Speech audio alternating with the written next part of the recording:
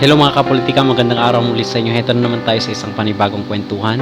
So ang ating pag-uusapan sa ngayon mga kapolitika ay itong update nga ng nangyaring landslide dyan sa Massaramako, Davao de Oro. So ang ating matatandaan doon sa ating mga previous video mga kapolitika is naiulat nga natin dito itong malawakang landslide na nangyari sa Masara, Davao de Oro, kung saan is almost half noong buong barangay is natabunan nga nitong gumuhong lupa. So as of today mga kapolitika, February 13, ang ating update sa ngayon is pinaiimbestigahan nga nitong congressman dyan sa Davao de Oro kung sino ang dapat na managot dito sa nangyaring landslide. Kasi ang nangyari pala dito mga kapolitika is itong ground zero ng landslide or yung lugar mismo kung saan may landslide is idineklara na pala itong no build zone. So ibig sabihin dito mga kapolitika is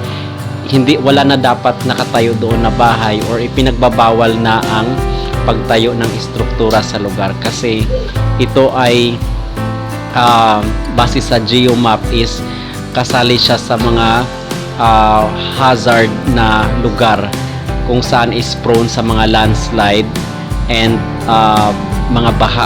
So yun ang sinabi dito, kaya diniklara itong lugar na ito as no build zone. Pero ang nangyari is nagkaroon nga ng istruktura dahil sa palagay ko mga kapolitika is malapit doon ang minahan. So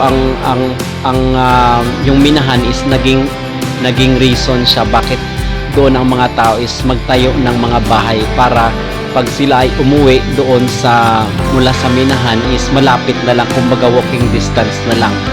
So yun ang ating opinion or ang ating masasabi.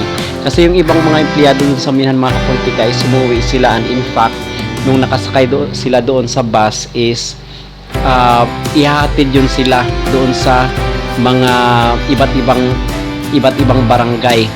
Okay, kasi yung mga nakasakay sa bus is empleyado nga nitong minahan dyan sa Davao de Oro. So as of today, February 13 mga kapolitika is umabot na nga sa 71 itong nahukay na nabangkay dyan sa nangyaring landslide.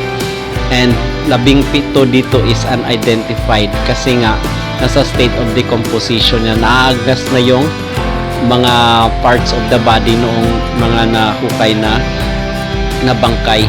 And 42 dito, 42 is mga residente ng barangay at 26 is empleyado noong minahan. So